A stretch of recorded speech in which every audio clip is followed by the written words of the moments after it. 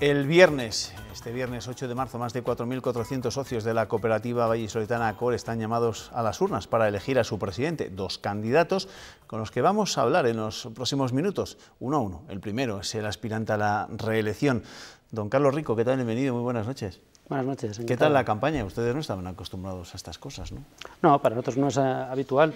De todas maneras, yo creo que estamos extrapolando la situación, intentando que ACOR, que es una empresa, y las elecciones son para presidir una empresa que tiene una gestión económica, pues nos está parafraseando la situación actual política y no tenemos nada que ver con eso. Lleva usted 16 años al frente de la cooperativa ACOR. ¿Por qué aspira de nuevo a la reelección? ¿Qué cree que le falta por hacer? Bueno, pues el proyecto ahí está, se lo hemos explicado a los socios, hay mucho trabajo y sobre todo hay ideas.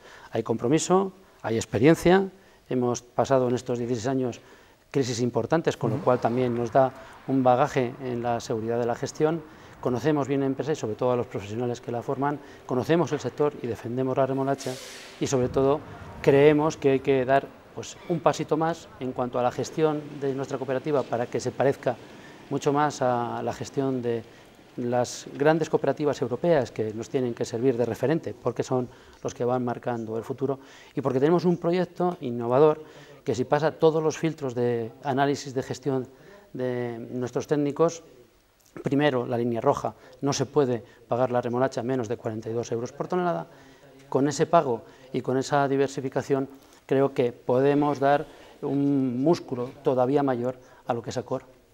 Su rival, la candidatura de su rival, con el que hablaremos dentro de unos minutos, apuesta por, así decirlo, volver a las esencias, por centrarse exclusivamente en lo que es la remolacha. Usted habla mucho de la diversificación. ¿Por qué es necesaria esa diversificación en el sector? Yo creo que es evidente, tener que explicar esto a un agricultor y a un agricultor remolachero todavía parece más incongruente. Si no hubiera sido por la diversificación, en estos momentos no hubiéramos estado donde estamos, porque la situación comercial, el mercado del azúcar tiene una presión muy importante, de todos es conocida. Hoy por hoy hay un ataque desde el punto de vista social, bueno, por el uso, yo creo que por mal uso del azúcar, y necesitamos además como agricultores elementos de la rotación que nos permitan tener distintos cultivos para mantener ese mínimo periodo de 4 años que necesita la remolacha. En estos momentos nuestros socios, nuestros agricultores no tienen y además creo que lo valoran. Pero digo más. Desde el punto de vista de estructura, la diversificación nos ha aportado a la cooperativa encajar una serie de gastos, más del 74%, que vienen de las actividades de diversificación. Si nosotros perdemos esa capacidad de actividad, si nosotros perdemos el trabajo de lo que es la cooperativa y la posibilidad de cultivar nuestros socios, no tenemos ningún sentido. Es la mejor manera de arruinar la empresa. ¿Y cuáles cree que pueden ser las salidas para el sector ya están de hecho poniendo en marcha diversas medidas, diversas iniciativas, pero cuál cree que deben implementarse durante los próximos años? Bueno, tenemos un proyecto muy llamativo que además va buscando un nicho de mercado que cada vez está en mayor crecimiento, que hay una presión social para desarrollar estos productos y que desde el punto de vista legislativo está muy bien cuidado, que es los bioplásticos biodegradables. Un proyecto que están analizando nuestros técnicos en estos momentos, que como insisto tiene que pasar la primera línea roja, pagar la remolacha por encima de los 42 euros por tonelada y que nos permite acoplar actividad a esas más de 25.000 hectáreas que necesitamos de remolacha en la región. ¿Cómo se puede garantizar ese precio, esos 42 euros por tonelada? Primero, comprometiéndose con el campo, que es lo que hemos hecho en estos años. Sacamos el contrato de precios mínimos garantizados para otros productos que no sean remolacha. También hemos tenido que cambiar y ganar actividad en nuestra gestión, uniendo nuestras fuerzas a empresas que antes eran competidoras y ahora son socios, con lo cual establecemos una línea de comercialización mucho más seria, ajustando todos los costes de estructura a distintas actividades que nos permiten poder, digamos, apoyar al cultivo remolachero. Pongo un ejemplo. Todas estas actividades implican, pues, traducido a remolacha, aunque no es así, porque se tienen que pasar desde el punto de vista de contabilidad a gastos operativos, gastos de estructura, más o menos 5 euros por tonelada de remolacha. Esto es lo que nos está permitiendo podernos comprometer. Pero es que además los agricultores necesitamos ese precio mínimo de remolacha. Si no nos comprometemos nosotros con nosotros mismos, estamos haciendo un flaco favor a nuestro sector. Para lograr ese precio mínimo, ¿es necesario hablar con la competencia? ¿Es necesario mantener contactos con Azucarera para que también desde esa otra empresa se comprometan? El sector le tenemos que soportar y tenemos que conformarle entre todo el sector. La industria, las organizaciones profesionales, la Junta de Castilla y León, el Ministerio y sobre todo los agricultores, está claro. Nunca hemos perdido el diálogo con Azucarera, pero lo que sí que digo que nunca debemos mantener o perder es la independencia de nuestra cooperativa. Tenemos nuestro criterio, tenemos nuestro análisis y tenemos las necesidades de nuestros socios y nosotros, por encima de todo, vamos a defender lo que es el sector y a nuestros socios. Eso no quiere decir que nos rindamos en brazos de una empresa con un criterio distinto que el nuestro, que es bajar el precio de la remolacha.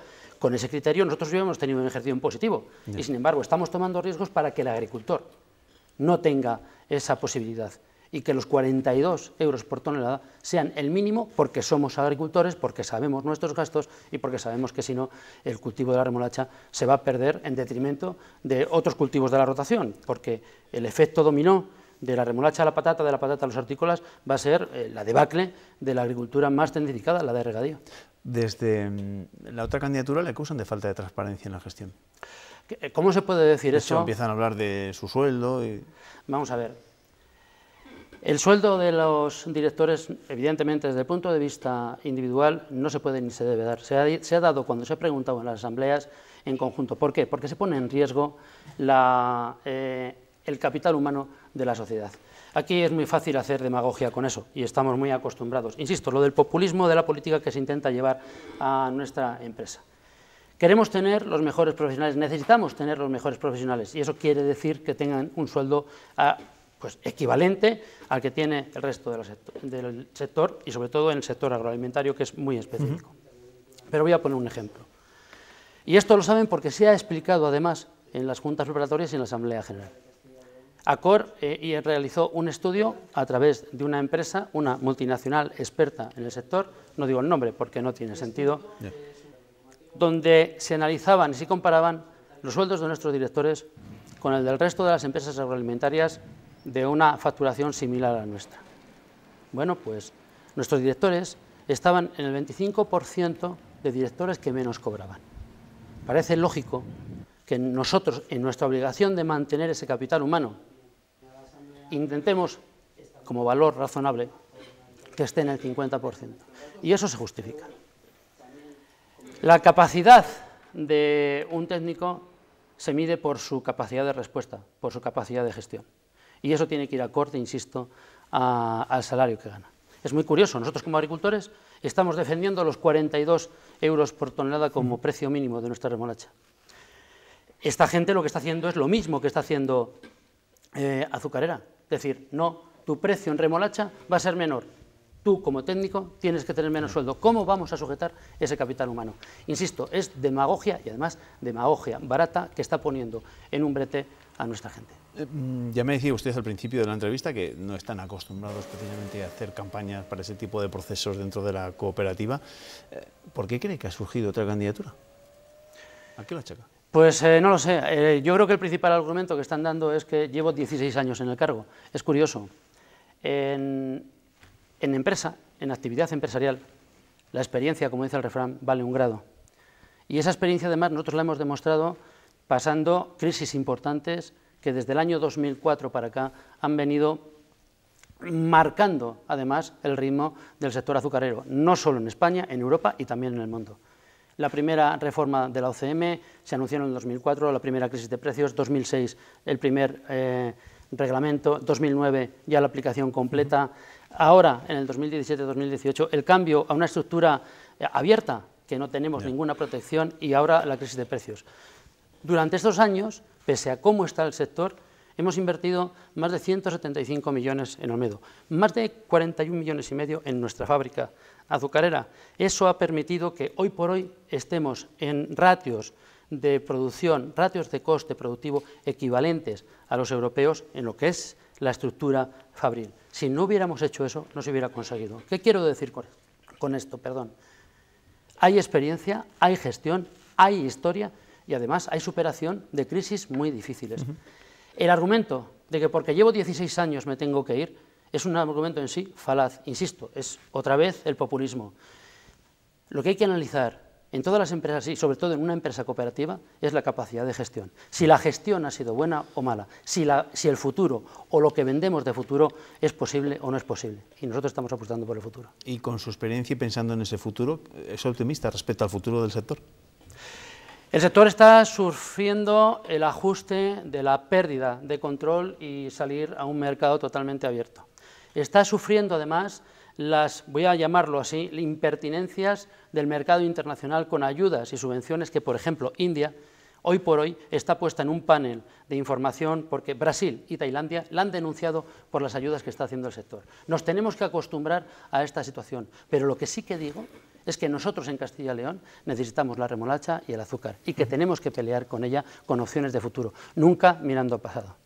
Carlos Rico, candidato a la reelección en la presidencia de Accor, gracias por acompañarnos esta noche en el tiempo de entrevista, por hablar de un sector que tanto interesa evidentemente en nuestra comunidad. Gracias, buenas noches. Gracias a vosotros. Gracias, buenas noches. Pues en breve hablaremos con el otro candidato a presidir Accor.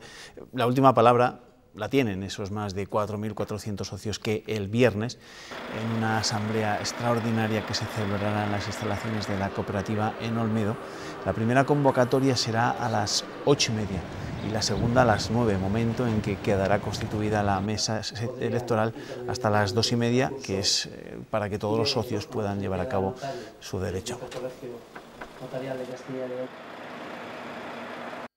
Pues el otro candidato a la presidencia de Accor es un agricultor vallisoletano que considera que hace falta un cambio después de 16 años de Rico en la presidencia de la cooperativa. Don Justino Medrano, ¿qué tal? Bienvenido, muy buenas noches. Buenas noches. Bueno, dígame, ¿usted por qué quiere ser presidente de Accor? No es que quiera yo, es que las circunstancias nos obligan un poco. ¿Sí? El tema sí, porque vamos, creemos que después de 16 años en la gestión, el socio ha llegado a perder un poco el contacto con la cooperativa por una falta de transparencia cuando ha pedido información o datos. Se le han contestado o se le han dado respuestas un poco difusas, vagas, de decir que en preguntas concretas, cuando se le pregunta por el sueldo de los directivos, los presidentes, y dice, bueno, va en el informe de a final de año que hay una auditoría y se dan las cuentas, pero las cuentas él mismo lo ha dicho, luego van en un paquete donde viene sueldos tanto, no viene desglosado. O sea, que ustedes les han animado, por así decirlo, diferentes socios que veían que no había nada de transparencia. El socio ya lleva unos años con un poco molesto por decir, quería un cambio, quiere más cosas, quiere tener la cercanía de la cooperativa. La cooperativa ha puesto su dinero y confía en la gestión. Y se habla de grandes proyectos en la Asamblea General que se hace todos los años. Son grandes proyectos, grandes ideas, pero que al socio no le llegan. Este año, por ejemplo, concretamente, la campaña ha sido una campaña nefasta, vamos, nefasta porque ha dado la climatología, ha habido poca producción, problemas. Claro, si después de eso ves, se congela el sueldo de los trabajadores y a las 15 días se toma la decisión de subir el 30%, veremos que es una medida un poco... Claro, yo le he leído en otras entrevistas en los medios de comunicación y usted insiste en lo que ha insistido aquí, en el sueldo del presidente, pero ¿cuánto gana el presidente de Accor? No lo sabemos. Es un dato que el socio le pide. Pero habla usted de que si gana, su primera medida sería bajarse el sueldo un 60%. Sí, porque todos socios coincidimos que el sueldo es muy disparatado, creemos, pero no tenemos referencias porque no se publica, no se dice. Esa es la falta de transparencia, porque el socio quiere saber cosas. Yo estuve en el Consejo Rector hace 6 años y saber los sueldos de los directivos, vamos, los nombres de los directivos genera tensión. Se trata de ocultar cuando el socio debería ser un poco más transparente, yo creo, la cooperativa, los datos.